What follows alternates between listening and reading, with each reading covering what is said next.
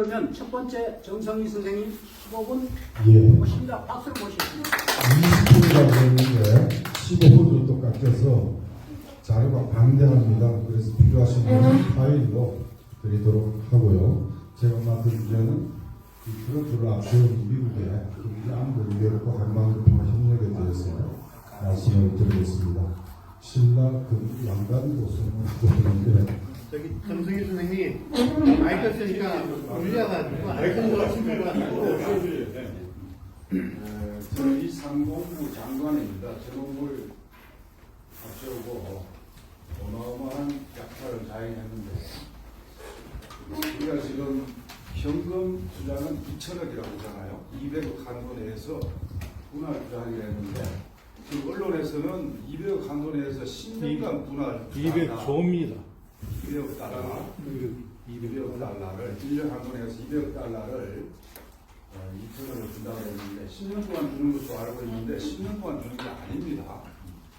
그리고 매년 200억씩 주는 것도 아니고 50억 달러 줄 수도 있고 180억 줄 수도 있고 200억 한도 내에서 주는 겁니다.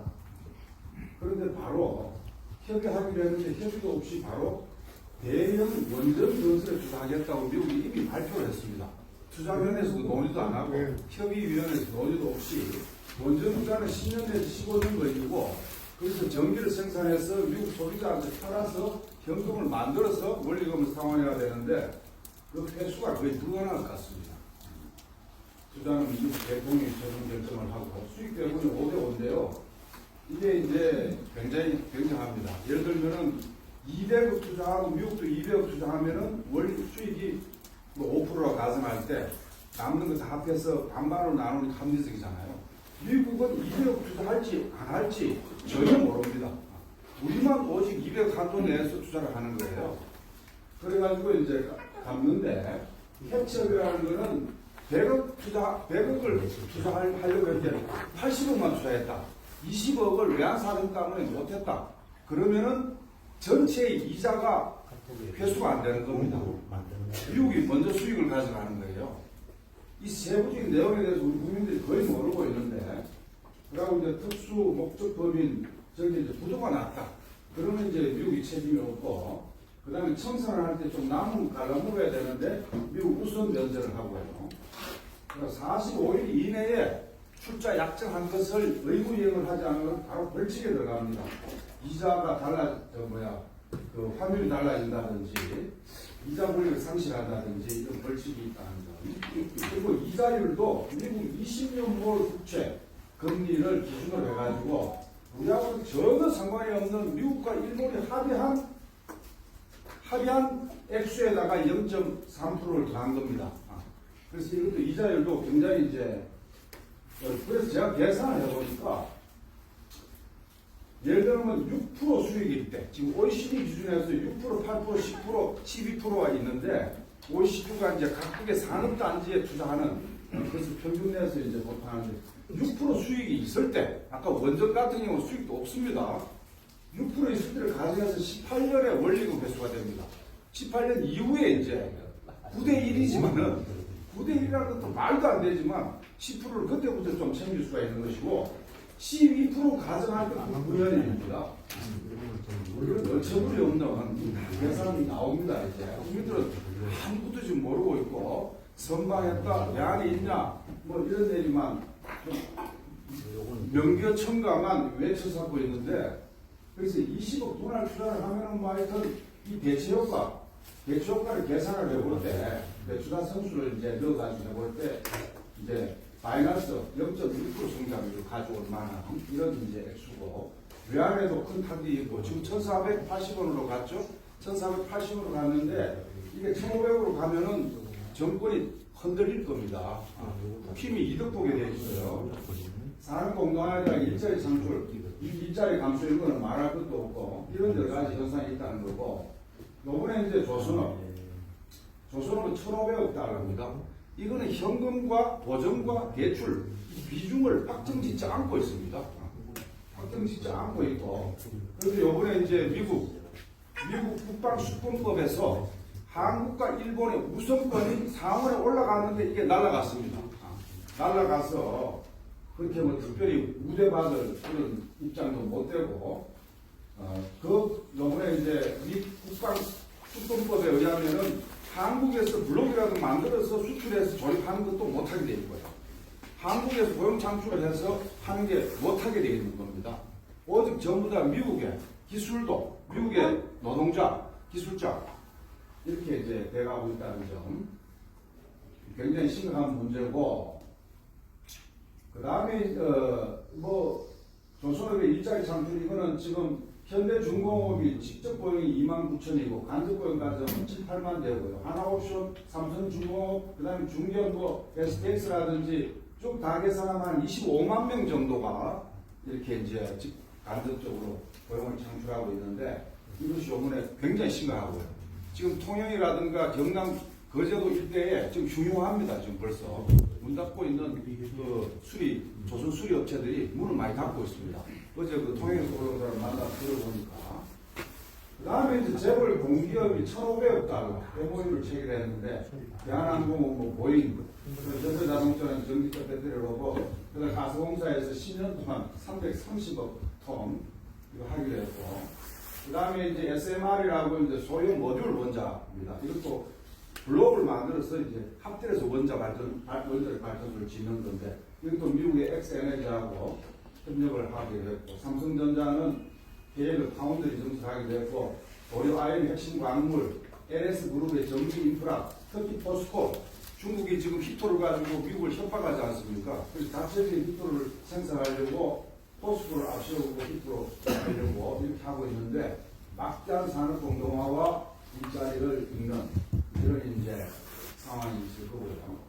그래서 미국 대미 직접 투자가 늘어날수록 국내 설비 투자가 주는 통계입니다. 이거는 자료를 좀 보시고요. 15분만 해야 되기 때문에 미국산 에너지 이거야말로 정말 우리 한솔 장군이 너무 잘합니다만은 지금 시베리아 천연가스를 가져오는 거하고 미국 시외가스, LNG 가스 하는 거하고는 가격, 거래 시간 모든 면에서 5배입니다. 이걸 10년 동안 꼭 다시 사야 돼요. 지금 러시아 지금 외무 참관 가고 중국도 가고 이재명 정부도 나름대로 다변해보려고 욕을 쓰잖아요. 근데 발표 내용이 달라요. 러시아에서 발표하는 거하고 중국 당국에서 하는 거하고 청와대에서 하는 거하고 발표를 달리 이렇게 할 정도로 하는데, 노래는 보시면 인정을 합니다. 그러나 폭은 굉장히 좁다. 그래서 이 러시아 천연가스가 이렇게 되면은 굉장히 유리한데, 지금 독일이 지금 이걸 막혀가지고 대북 제재, 대러 제재에 가담했다가 손해를 엄청 보고 있지 않습니까? 이 얘기를 해주는 거고. 그래서 총 6천억 달러인데, 6천억도 더 됩니다. 여기에는 이제 미젠 무기 사는 거 250억 달러. 그 다음에 주한미군 포괄적 지원 330억 달러. 그 밖에 돈으로 액수로 특정되지 않는 게 굉장히 또 많아요. 다 합치니까 7천억 달러가 넘고, 그 다음에 트럼프는 자기 엑스에다가 9천억 달러 주기로 했다. 이렇게 얘기를 했습니다. 그게 사실 가능성이 상당히 높다 하는 것을 말씀드리고, 그래서 대미 투자를 할수록 미국 일자리를 창출하는데 우리 산업 일자리는 없어지고, 이렇게 얘기합니다. 미국 투자해가지고 수익을 얻으면 한국에 가져와서 그걸 투자를 하면 한국 일자리도 늘리지 않느냐라고 그러는데, 저 많은 6천억을 다 미국에 투자를 해서 수익을 얻는다 하더라도 다시 재투자를 해야 됩니다. 거기에 한국에 전혀 설비 투자라든가 고용 창출 효과는 거의 없다 하는 거고요. 그것은 26년도 대기업 기축 경영에서 나타납니다. 300일 이상 40%가 국내 투자를 축소하겠다고 그러고, 해외 투자는 대기업이 45.7%가 확대하겠다고, 해외 투자를 확대하겠다고 얘기하고, 채용도 축소하겠다고, 대기업이 갈수록 축소하겠다고 그러고, 감소하겠다고 그러고, 신규 투자는 줄이겠다고 하는 이 응답이 말해준다 하는 말씀을 드리고요. 지금 이제 2차 협상에 들어갔습니다. 비관세 장벽에 대한 2차 협상을 산자부 장관이 미국 건너가서 이렇게 하고 있는데, 이거는 더 심각합니다. 지금 쿠팡에서 지금 정보 유출을 3,300건을 유출했지 않습니까? 쿠팡의 본사가 어디 있습니까? 미국에 있습니다. 지주회사에서 우리 정부가 다 축적이 됩니다. 이것이 또 산재를 엄청나게 유발시켜요. 모든 것은 알고리즘으로 이 배달하는 노동자들의 휴식 시간이라든가 일하는 시간, 이게 다 다 측정이 됩니다. 심리적 압박을 줘요. 그러다가 장시간 고강도 노동하다 보니까 산재 사망 나고 죽는 거거든요. 오늘도 기자회견을 했던데 이렇게 해서 이 플랫폼 독점과 그 다음에 이 데이터 주권 훼손과 노동자의 산재 사망과 이게 하나로 연결되어 있다는 점 이걸 좀 강조드리고 싶습니다. 그리고 농업도 지금 이제 하나 유일하게 막은 게 농수산물 개발 막았다고 자랑했지 않습니까? 이재명 정권이. 근데 막은 게 아니고 비관세 장벽으로 풀어주는 겁니다. 규제를 완화하는 겁니다. 그래서 30개월 이상 그 소고기 같은 경우도 그 안전 장치를 완화해가지고 풀어준다든지, 그 다음에 미국 차 5만 대를 또 풀어줍니다. 그것도 이제 가스, 매연 뿜기는 게 있지 않습니까? 이런 거 다 하는데 미국 절차만 통과되면 한국은 무조건 허용해야 되나? 이런 굉장히 불평등한 비관세 장벽, 규제 주권을 거의 했고, 그 다음에 이제 누나들이 만나가지고 엄청난 퍼주기를 했습니다. 국방비를 이제 폭등을 했는데 8.2%, 지금 총 내년 국방비 예산이 65조 8천억인가, 거의 66조에 가깝습니다. 요거는 2009년도 문재인 정권, 이 문민정부 때 특히 더 그렇습니다. 문재인 정권 때 최고 많이 올렸습니다. 그 이후에 지금 제일 많이 올렸는데, 올려가지고 이제 올리니까 지금 이제 경기도라든지 그다음 기초단체는 갈수록 중앙이 지원금이 끊어지니까 지금 민생 복지를 희생시키는 걸로 실제 지금 나타나고 있습니다. 비정규직 지원센터를 운영해야 되는데 대북 3분의 1은 아니고 3분의 1이 깎이고 3분의 2 정도만 나오는 거예요. 제가 이제 경기 중구에서 안양구 일대에서 이제 아파트 경비 위화를 지원을 합니다. 찾아가는 노동 상담을 해요. 공단 앞에 가서 막 캠페인을 하고 그러면 이제 생수도 나눠주고 이러는데 이 예산이 내년에 불투명하다는 거예요. 이따 국방교원에서 그런 거 아닌가 이렇게 싶고, 어쨌든 그리고 전자권 이것도 조금 전자권을 유지를 했고요. 운용 능력이 있으면 그때 해줄게. 기간 정하는 건 안 된다. 그래서 노무현 정권 때 12년도에 전자권 돌려받기로 했다고 박근혜에서 무기한 연기했지 않습니까? 운용 능력은 누가 평가하냐? 미국이 평가한다는 거예요. 미제 무기 많이 사고, 그 다음 연합훈련 매일 열심히 하고, 이렇게 해서 운용 능력, 주의 능력을 우리가 보고 한다, 이런 건데, 언제 돌려받겠습니까? 이재명 임기 중에 가능하겠습니까? 이 모든 것을 뒷받침하는 요번에 NSS, 25년 미국 국방안보 전략에서 나왔습니다. 이건 바로 이제 미국이 1급 패권주의에서 이제는 미중 간의 장기적인 경쟁 관계로 설정을 하고, 그 다음에 본토와 서방부를 위주로, 그 다음에 중국을 견제하는 것을 2순위로, 그 다음에 동맹국한테 바가지 씌워가지고 앞세우는 것을 3순위로 해서 이렇게 쭉 작성을 했는데, 이것은 이제 과거 정권, 미국의 과거 정권하고는 확연히 내용이 다르긴 합니다.